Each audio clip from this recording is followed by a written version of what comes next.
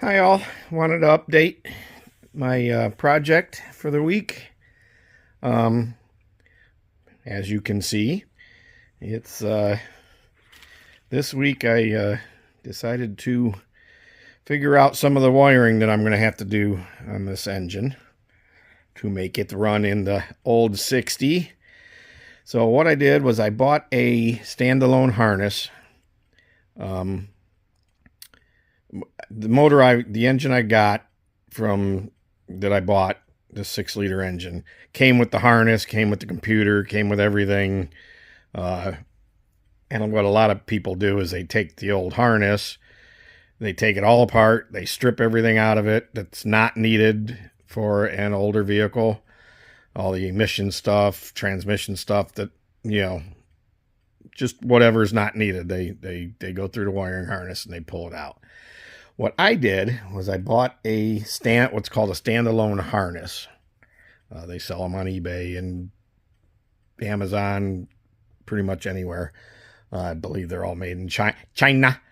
But the problem with these wiring harnesses for anybody that's going to do this in the future, unless you have an LS1 all aluminum engine that you picked up, and not a Vortec steel block engine, which is what I have.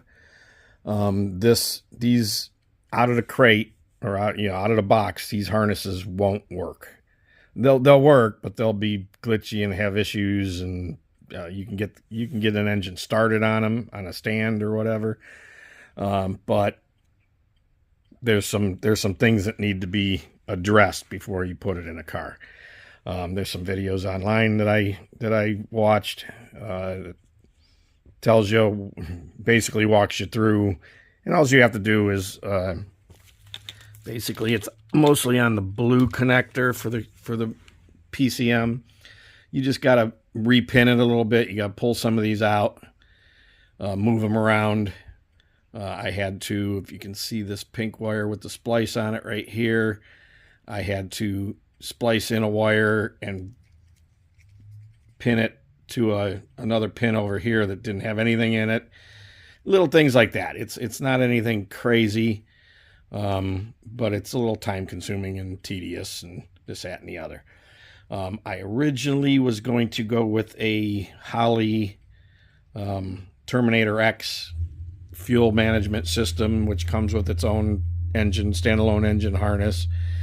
And that would have been a lot easier, plug and play. Don't have to mess with anything on the wiring. You just plug them in and go.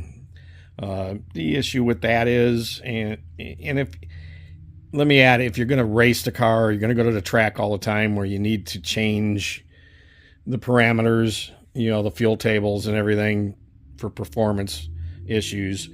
The Holley kind of system, not necessarily Holley, there's a couple of them out there that do the same thing. That's the way you would kind of want to go, because it makes it a lot easier to do that, to connect it to your computer and change parameters. I can do that with this system. It's just the softwares out there you either have to pay for, or if you use the free softwares, which I'm going to be using to flash a startup map on this engine on the computer. It's just a lot easier with the Holley kind of system. I'm not going to be taking this thing to the track all the time. It might see the track once or twice or something just to see what it'll do. But it's not going to be a race car. So I'm not really worried about it. In a second, I'll show you the rig I put together to flash the PC, and I'll put some pictures in the video of while I was making that box. But basically, this has been my this week's little project to get some of the wiring issues taken care of that I'm going to need to do. So in with this video, I'll also show, put a diagram of where all these wires go to. It's looks like a nightmare, but it's really not that bad once you lay it out on the engine. Everything, it's pretty self-explanatory. You got your 8 fuel injector plugs and the power plug for the fuel rails, coil pack plugs, just OBD2 plugs, or not oxygen sensor plugs. I'm sorry, not OBD2. Just looks daunting, but it's not too bad. So hold on, and I will come right back and show you the programming box that I put together.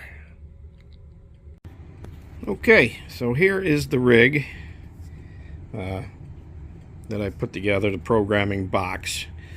That's the PCM that came with my engine.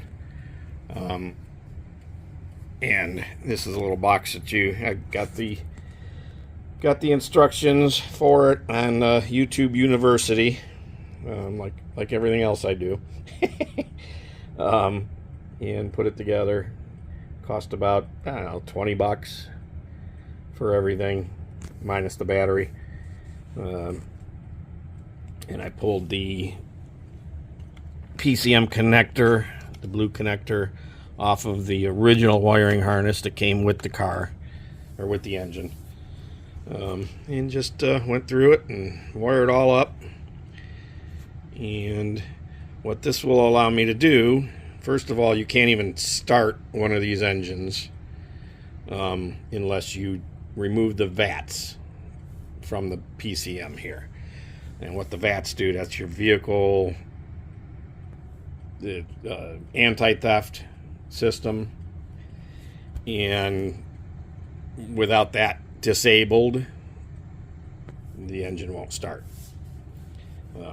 So it's pretty easy to program. I got the programs on my laptop already. Been playing around with a map that I downloaded online just to familiarize myself with it. And you go in and you just select the VATS and disable them. On my setup in the wagon, I'm not going to have rear O2 sensors, so you can go in and disable those. I'll have the 2 front O2 sensors, and that's pretty much it. You can go in and you can adjust the fuel table. Once I get it up and running in the car, I'm going to take it to a tuner and have them come up with basically 2 tunes. I want a tune, performance tune, and then I want an everyday driving tune where, I can take it on trips and save myself in some gas and, that kind of thing.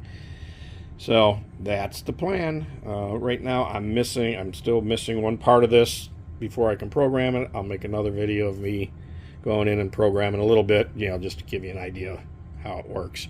But there's an OBD dongle that I purchased. It hasn't come yet. Plugs into this OBD2 port, and then you can plug your PC. You can either Bluetooth to it, or you can plug your PC via USB cable, which is the safer way of going, into that dongle and transfer the bin file, the programming back and forth to the PCM here. So that's been my week. Didn't really do much in the garage. I did, my last video you seen, I cleaned up a bunch of parts. What else did I do? I was waiting on the